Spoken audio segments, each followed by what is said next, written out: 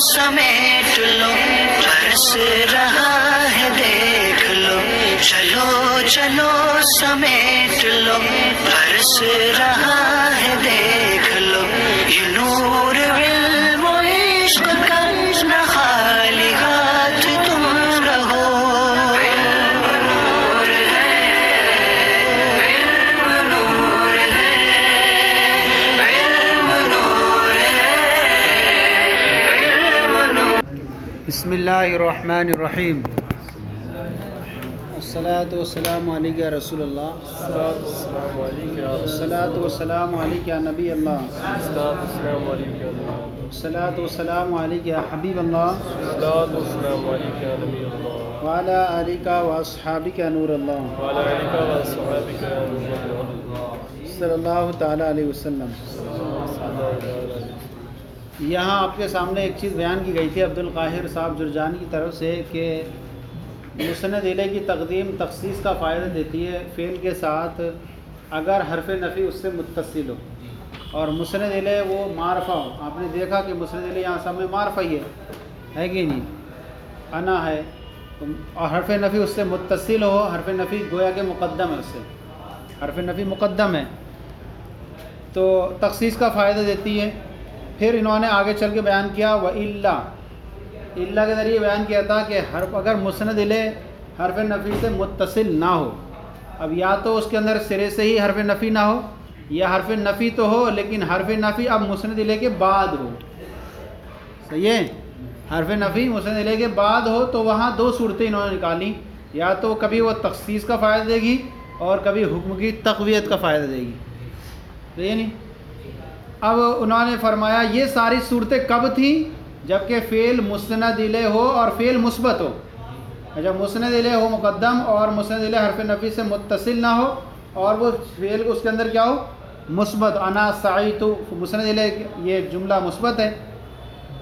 مسند الیہ کبھی تقدیم کے لیے آتا ہے، کبھی تخصیص کے لیے آتا ہے اور کبھی حکم کی تقویت کے لیے آتا ہے، جبکہ فعل مثبت ہو، جیسے آپ نے دونوں مثالوں میں دیکھا انا سعیت فی حاجتی کا اور ہوا یعطی الجزیل، یا حکم کی تقویت کے لیے آیا۔ فرمایا وَكَذَا إِذَا كَانَ الْفِعْلُ مَنْفِيًّا، اور اسی طرح ساری صورت اس وقت بھی ہوگی جبکہ فعل کیا ہو منفی ہو، منفی ہو تو بھی کیا ہوگی حکم کی تخصیص کے لیے ہوگا مسند الیہ کی، اور یا حکم کی تقویت کے لیے ہوگا۔ اسی طرح جب صورت ہوگی جبکہ فعل منفی ہو، کبھی یعنی کیا ہے مسند الیہ سے حرف نفی مؤخر ہو، مسند الیہ سے حرف نفی مؤخر ہو، جیسے آپ یوں مثال لا سکتے ہیں انت ما سعیت فی حاجتی، یہ جملہ فعلیہ بن جائے گا منفیہ۔ اسی طرح تو یہاں تقدیم تخصیص کے لیے ہو جائے گی۔ اسی طرح یہاں مثال دی انت لا تکذب، انت تم ہی جھوٹ نہیں بولتے ہو، کیا ہو گیا تم ہی، ہاں کیا ہوگا تخصیص کے لیے ہو گیا۔ فَإِنَّهُ أَشَدُّ لِنَفِيِّ الْكِذْبِ مِنْ لَا تَكْذِبُ، یہ جو ہے انت لا تکذب یہ کذب کی نفی کرنے میں لا تکذب سے زیادہ شدید ہے، کیا ہے لا تکذب سے زیادہ شدید ہے، کیوں؟ اور پھر وَكَذَا مِنْ لَا تَكْذِبْ أَنْتَ، اسی طرح لا تکذب انت سے بھی زیادہ جو ہے اس کے اندر تاکید ہے، اس کے اندر تک ہو رہی ہے، نفی زیادہ سخت ہو رہی ہے۔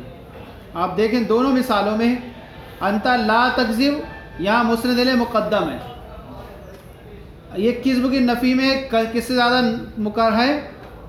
ایک تو لا تکذب سے تو ہے ہی سمجھ میں آ رہا ہے کیونکہ یہاں صرف ایک مسند الیہ ہو رہا ہے، اور یہاں انت لا تکذب میں ایک انت ہوگا مسند الیہ اور لا تکذب جملہ ہو کر کے پھر ایک اسناد ہو رہی ہے، اور لا تکذب انت میں کیوں ہے؟ کہہ رہے ہیں لا تکذب انت سے بھی یہ ہے وہ، کیونکہ لا تکذب انت میں یہ انت فاعل کی تاکید ہو رہی ہے، فاعل کی تاکید ہو رہی ہے، صرف یہ بتانے کے لیے انت لائیں کہ مجاز کا وہم دفع ہو جائے۔ لا تکذب انت میں انت لا کر یہ بس اتنا ہوگا کیا مجاز کا جو وہم ہو سکتا تھا اس کی طرف کہ شاید یہ جھوٹ نہ بولنے والا ہو، انت لا کر کے اس کی کیا کر دی اور تاکید کر دی، یا صحب کا وہم ہو سکتا تھا یہ ہو گیا لِأَنَّهُ لِتَأْکِیدِ الْمَحْکُومِ علیہ، کیونکہ یہ صرف کیا ہے، محکوم علیہ کی تاکید ہے، للحکم، نہ کہ حکم کی. اور پہلے والے میں کیا ہے، حکم کی تاکید ہے. برخلاف انتا لا تکذبو کے، کیونکہ انتا اس میں حکم کی تاکید کے لیے آیا ہے. تو انتا لا تکذبو، لا تکذبو، انتا لا تکذبو، ان دونوں سے زیادہ نفی کرنے میں اعلیٰ ہے، کیونکہ یہاں تکرار مسند الیہ بھی ہے. صحیح ہے نہیں؟ ایک تو یہاں پر دیکھیں انتا لا تکذب اسناد تکرار، اس لیے کہ فعل کی اسناد ایک مرتبہ تو انتا کی طرف ہوئی، اور دوسری مرتبہ ضمیر مستتر انتا کی طرف. بس یہ کلام ایسا ہو گیا انتا لا تکذب، انتا لا تکذب. یہ کلام کیسا بن گیا، گویا کہ انتا لا تکذب، انتا لا تکذب کی طرح ہو گیا. تو جب دو کلام ہو جائیں تو زیادہ تاکید ہوگی بنسبت دیکھ کے. اس لیے مصنف نے فرمایا انتا لا تکذب نفی کرنے میں زیادہ مضبوط ہے. یہ تو ساری صورتیں کب کی، امام عبدالقاہر صاحب نے، جبکہ فعل مثبت ہو یا فعل منفی ہو، ساری صورتیں حکم کی تخصیص کے لیے آئے گا یا کبھی حکم کی تقویت کے لیے آئے گا. اور کیا ہے، چاہے وہ فعل مثبت ہو اس کے اندر، چاہے وہ فعل منفی ہو. لیکن وہ مسند الیہ معرفہ ہوتا تھا. کیا ہوتا تھا، مسند الیہ معرفہ ہوتا تھا. لیکن اگر فرما رہے ہیں وَإِن بُنِيَ عَلَى مُنَكَّرٍ، اور اگر فعل کی بنیاد رکھی جائے کسی نکرہ پر، فعل کی بنیاد رکھی جائے کسی نکرہ پر، افادہ تخصیص الجنس او الواحد بھی. اب یہاں دو صورتیں ہو جائیں گی، یا تو تخصیص جنس کا فائدہ دے گا یا وحدت کا فائدہ دے گا. تو اس کو آپ انداز میں الگ الگ طور پر لکھ لینا ان کو، کہ مثبت ہو تو ساری مثالیں، منفی ہو تو یہ مثال ہے، یہ تخصیص، یہ تقویت. اور جب نکرہ ہو، فعل کیا ہو، فعل اگر فعل کی بنیاد رکھی جائے کسی نکرہ پر، مسند الیہ نکرہ ہو، تو وہاں پر مسند الیہ کی تقدیم جو ہوگی وہ تخصیص جنس کا فائدہ دے گی یا وحدت کا فائدہ دے گی. جیسے کہا جائے جاءنی رجل، جاءنی، یہاں رجل ہے اور کیا نکرہ ہے، نکرہ مسند الیہ بنا دیا گیا، اس کو مقدم کر دیا گیا. تو اب یہاں پر اس کا ترجمہ کریں گے، جن سے رجل آیا لا امرا، جن سے رجل آیا، جن سے امرات، یہ ہو گیا تخصیص جنس ہو جائے گی.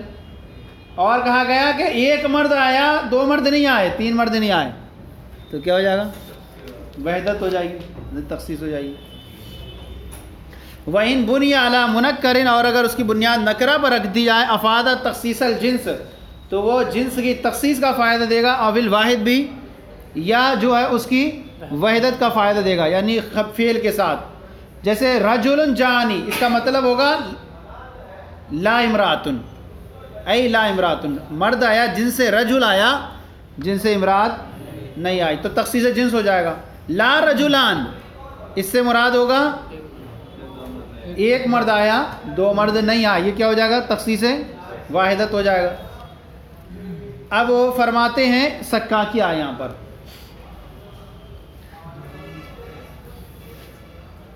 تو یہ ان کا جو نکلا، آپ دیکھیں اوپر میں انہوں نے کہا تھا اگر معرفہ پر ہو، تو اگر کسی ایسا شخص ہو جو انکار کر رہا ہو، اسی سے بالکل سرے طور پر انکار کر رہا ہو کام ہونے کا، تو وہاں پر لا کر کے انتا سعیتا فی حاجتی کا جیسی مثالوں میں مؤکد کر دیں گے لا غیری کے ذریعے، تو اس کو ہم نام دیں گے کسر قلب کا.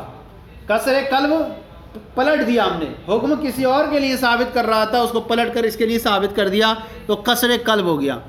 اور کسی اور کی بھی شرکت کا ارادہ کر رہا تھا وہ، کہ نہیں اس نے تو کام کیا ہے متکلم نے، لیکن دوسرے اور نے بھی کام کیا ہے، تو وہاں پر مؤکد کر دیا جائے گا وحدی کے ذریعے، تو اس کو کہیں گے کسر افراد. صحیح ہے. پھر اس کے بعد آئے سکاکی. اب سکاکی جو ہیں عبد القاہر کی ساری اس بات میں اتفاق تو کر لیا انہوں نے کہ مسند الیہ کی تقدیم تخصیص کا فائدہ دیتی ہے، لیکن سکاکی نے جو ہے نا تفصیل میں جو ہے تھوڑا اختلاف کر لیا.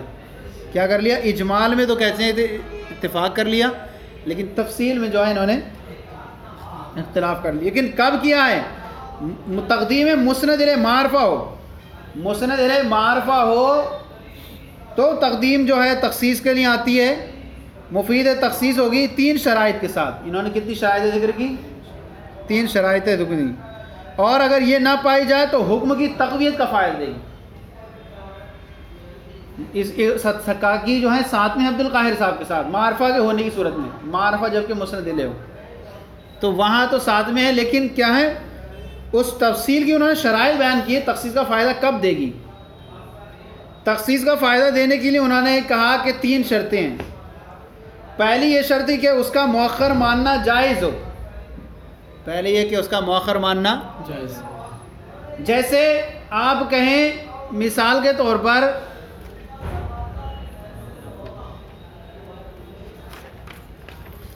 انا قمتو ہے، انا قمتو ہے، اور وہ انا قمتو میں کہیں کہ یہ اصل میں قمتو انا تھا،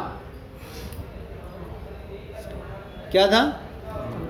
قمتو انا تھا، اور یہ فاعل مانوی تھا، لفظاً فاعل نہیں ہے۔ فاعل مانوی کہیں گے کہ تاکید والا جو ہو اس کو وہ فاعل مانوی کے نام سے شمار کریں گے، لہذا قال زیدن یہ فاعل ظاہر ہو گیا، اس کے بارے میں تو اختلاف ہی ہے ان کا۔ ایسے کے بارے میں کہیں گے جو کیا ہو فاعل مانن فاعل ہو، مانن فاعل ہو تاکید والا، جیسے قالا ہوا یہ ہو سکتا ہے، قالا ہوا ہو سکتا ہے، پھر ہوا کو مقدم کر دیے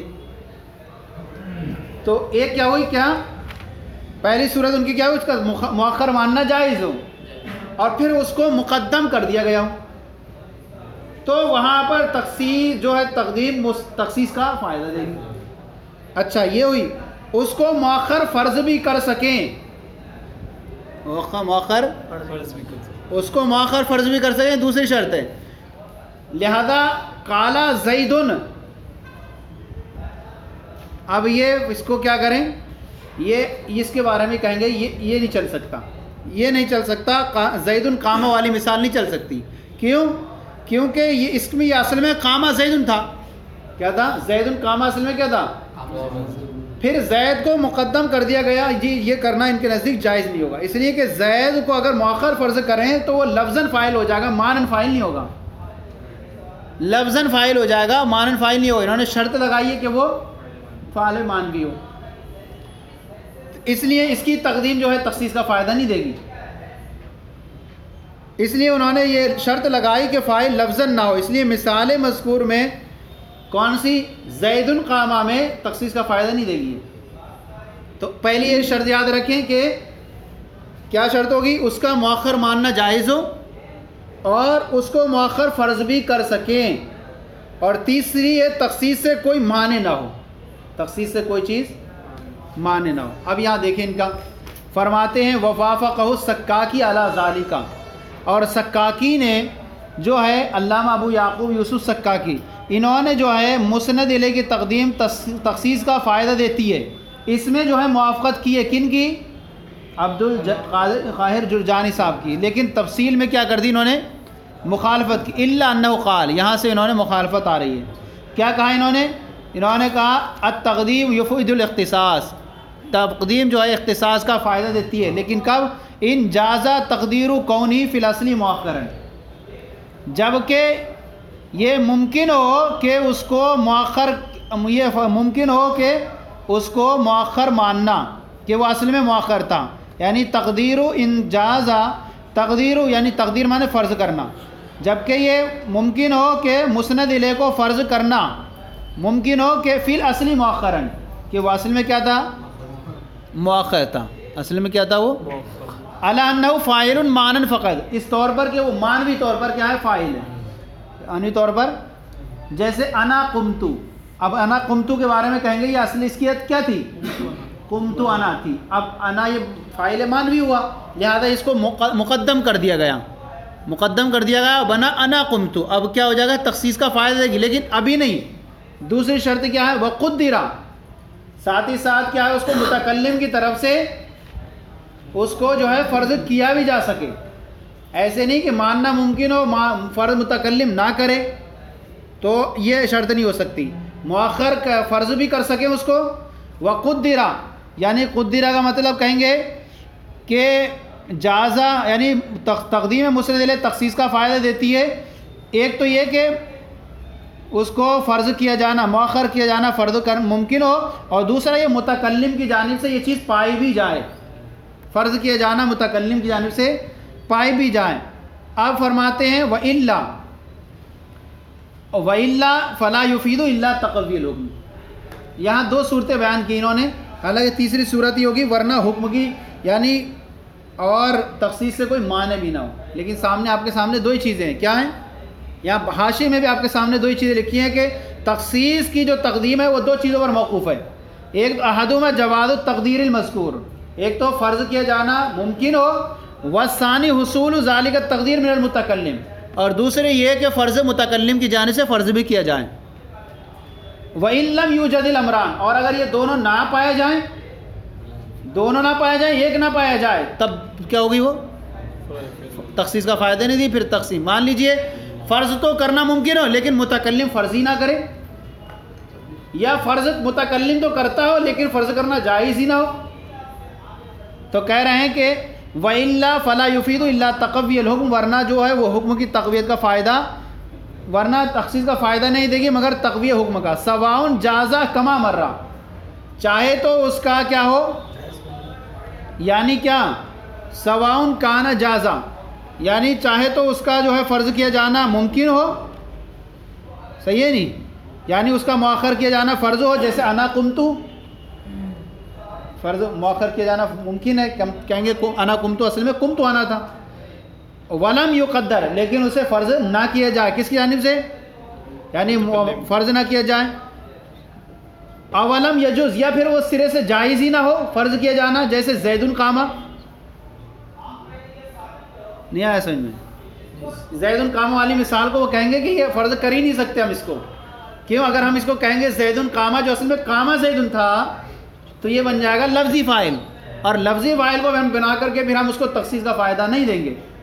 اسی لیے انہوں نے آگے چل کے جو ہے اسر النجوى الذین ظلموا میں جو ہے انہوں نے اپنی بحث پیش کی ہے، اور ایسی صورت میں جہاں بنتا ہو وہاں مبدل منہ مانیں گے یا حال مانیں گے، وہ ساری صورتیں مانیں گے۔